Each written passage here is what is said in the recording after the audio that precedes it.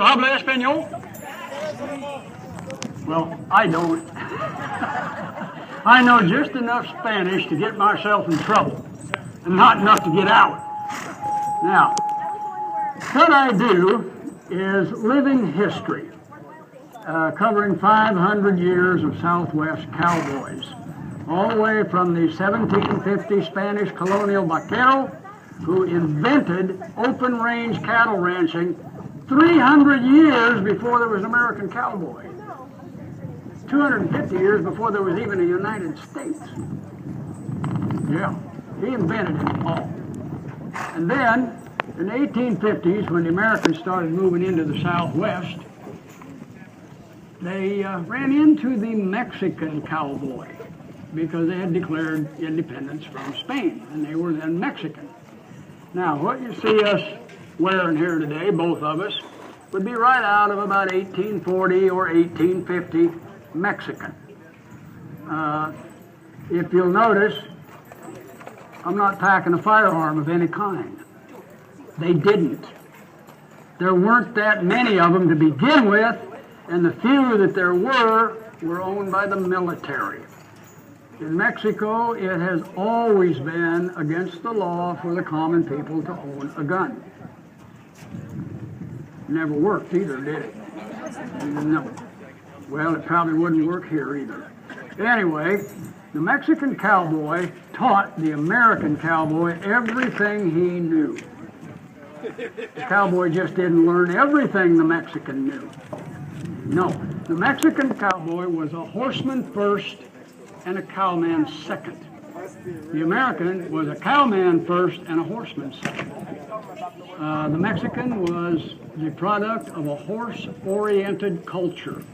The Spanish military is one of the oldest formally organized military horsemanship groups in the world.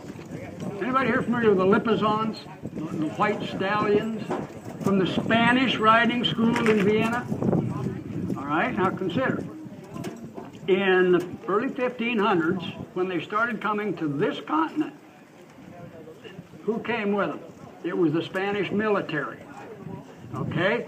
About 60 or 80 years later, when the cattle herds started getting big enough that the peons couldn't watch them on foot, they were scattered too far, they had to teach somebody to ride a horse to look after these cattle.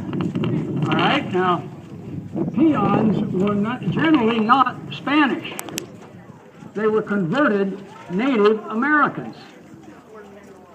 Now, they had to get special permission from the government to teach a few of these Native Americans to ride a horse to look after the cattle, because only the military and the socially and politically elite were allowed to ride horses. It was the leading edge of military technology.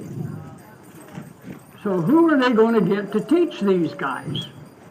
It isn't going to be the socially or the politically elite, is it? The military. All right. The military were the product of the Spanish riding school. They taught the first cowboys, who were Indians, proper horsemanship, equitation. Now, these guys were elevated all of a sudden way above their peers. And they took it very, very seriously. They could ride a horse. They were free to cover any number of miles if they wanted. They started doing what kids today are doing with their BMX bikes and their skateboards and their inline. They started pushing each other. I can do this. Well, I can do this.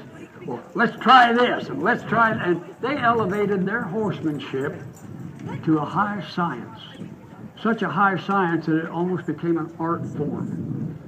And the same thing with their livestock handling methods. Roping. They elevated the art of roping into a science.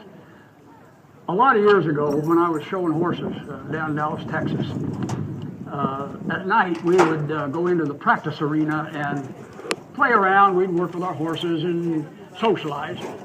And I watched a Mexican cowboy on foot. He had an 80-foot rawhide riata, like this, braided rawhide riata, 80 feet long. And he had a couple of guys run a half a dozen cattle around the arena. And he stood just off of the arena, a little further than I am from the front row here. And he had this big loop, about a 15-foot diameter loop, headed out here. He's watching these cattle come around.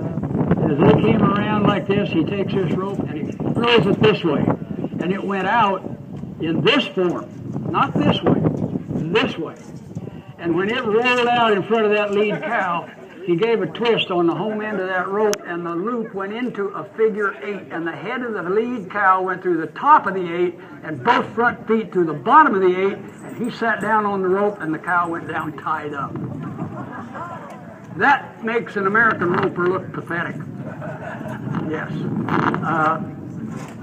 They're artists with that. In their horsemanship.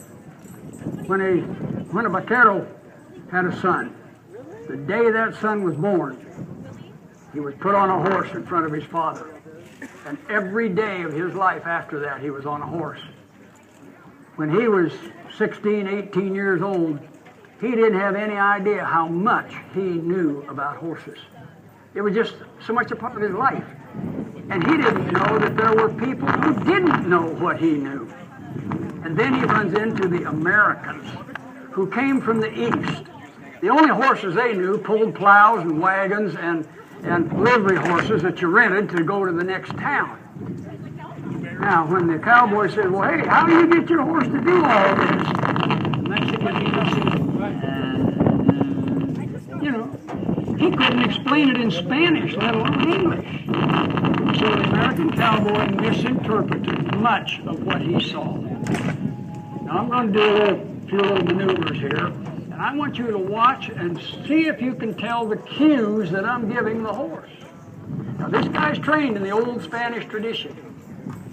All right.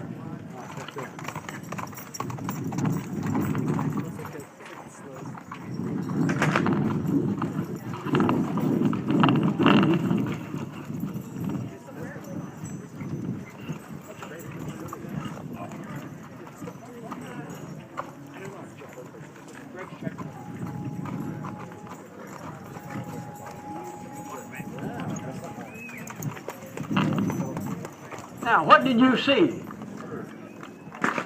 Not very much, right? Okay. In the old Spanish traditional way of training, this is his 5th year of training. It takes anywhere from 3 to 5 years to train a horse.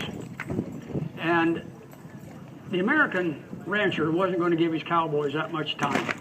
They bucked them out in 30 days and put them to work. The Spanish would very, very patiently work with the horse and allow the animal to keep all of his natural wild spirit in their fingertips. Literally. I mean, hook that over my little finger.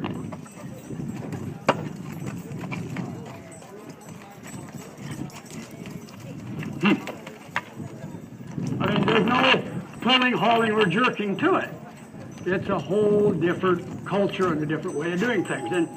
And I get asked quite often, well, why don't people do that today? Well, the problem is most people today don't train their own horse. They send it to a trainer. Not many people are going to spend $600 to $800 a month for 4 or 5 years to get a finished horse.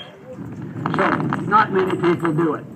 But I like exposing people to it so they understand what it's all about. One of my favorite Old West authors is Will James.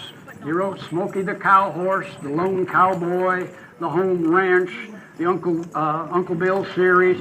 I've got them all. There's not a single bar fight, no hold-ups, nothing. It's a working cowboy. And in his books, every now and then they'll mention how they had some real special roping that needed done. Some old cow that was just a real bear, and they'd go find